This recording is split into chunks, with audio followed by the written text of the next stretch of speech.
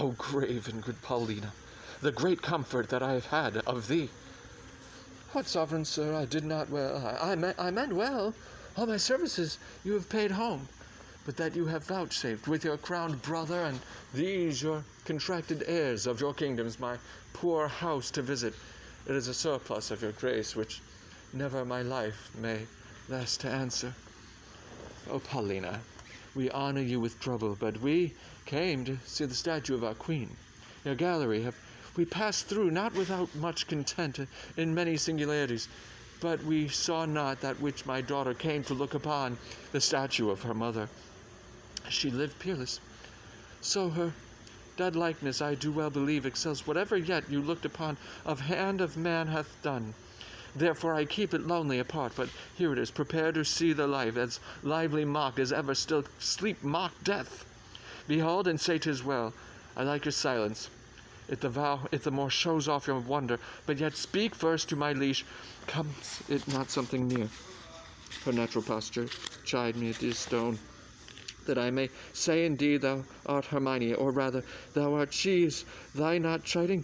For she was as tender as infancy and grace. But yet Paulina Hermione was not so much wrinkled, nothing so aged as the seams. Oh, not by much. So much the more our carver's excellence, which lets go by some 16 years and makes her as she lived now. As now she might have done, so much to my good comfort as it is, no piercing to my soul. Oh, thus she stood, even with such life of majesty, warm life, as now it coldly stands when I wooed her. I am ashamed. Does not the stone rebuke me for being more stone than it, a royal peace? There's magic in thy majesty, which as my evils conjured to remembrance, and from thy admiring daughter took the spirit, standing like stone with thee. And give me leave, and do not say 'tis superstition, that I kneel and then implore her blessing. Lady, dear queen, that ended when I but began. Give me that hand of yours to kiss. Oh, patience! The statue is but newly fixed, the colour is not dry. My lord, your sorrow was too sore laid on, which 16 winters cannot blow away, so many summers dry scarce. Any joy did ever so long live? No sorrow but killed itself much sooner. Dear my brother, let him that was the cause of this have power to take off so much grief from you as he will piece up in himself. Indeed, my lord, if I had thought the sight of my poor image would thus have wrought you, for the stone is mine, I'd not have showed it. Do not draw the curtain. No longer shall you gaze on it, lest your fancy may think anon it moves. Let be, let be. Would I were dead, but that methinks already, what was he that did make it? See, my lord, would you not deem it breathed, and that those veins did verily bear blood? Masterly done. The very life seems warm upon her lip. The fixture of her eye has motion in it, as we are mocked with art. I'll draw the curtain. My lord's almost so far transported that he'll think anon it lives. Oh, sweet Paulina, make me to think so 20 years together. No settled senses of the world can match the pleasure of that madness. Let it alone.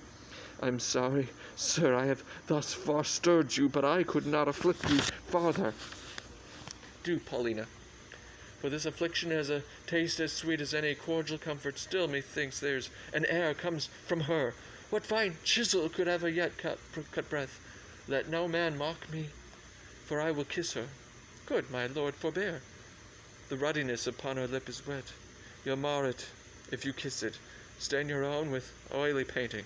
Shall I draw the curtain? No, not these 20 years. So long could I stand by a looker on. Either forbear, quit presently the chapel, or resolve you for more amazement. If you can hold it, I'll make the statue more move indeed, but descend and take you by the hand, but then you'll think, which I protest against, I am assisted by wicked powers. What you can make her do, I am content to look on. What to speak, I am content to hear, for 'tis as easy to make her speak as move. It is required you do awake your faith, then I'll stand still. Of those that think it is unlawful business I am about, let them depart. Proceed. No footfall stir.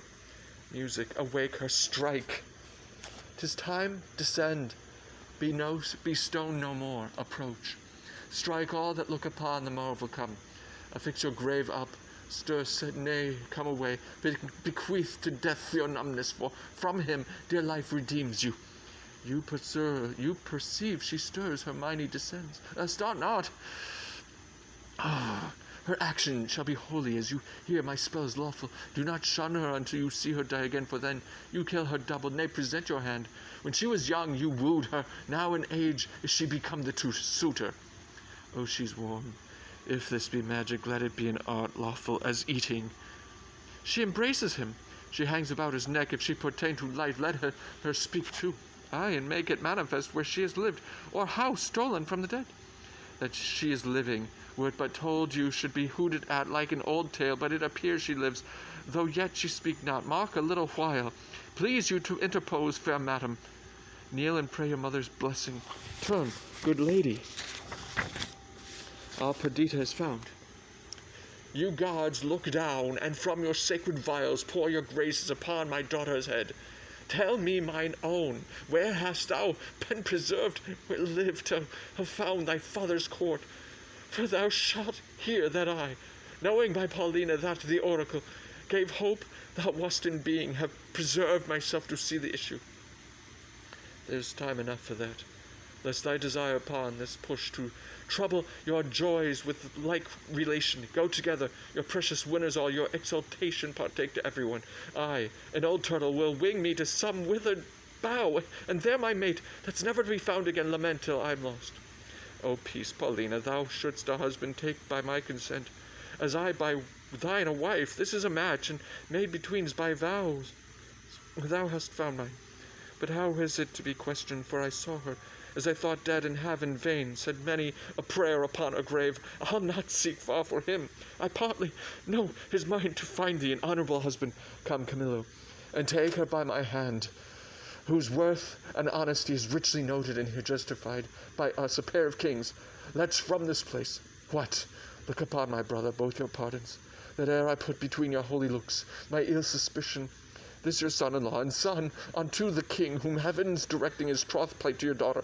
Good Paulina, lead us from hence, and where we may leisurely each one demand an answer to his part, performed in this wide gap of time, since first we were dissevered. Hastily lead away.